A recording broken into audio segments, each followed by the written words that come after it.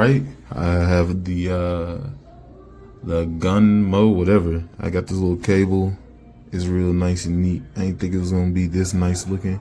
It's kind of quality. It's real quality, especially this metal part, because you gotta like plug it in, screw it in. It's really easy to do, and it's really nice, and it matches my colors well. It's like a real nice, shiny, dark black. It's not like a weird like black like I thought.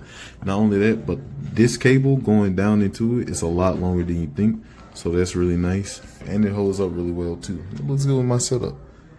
So yeah, I definitely recommend this. It's a really nice cable, and it's a nice little buy for the price point.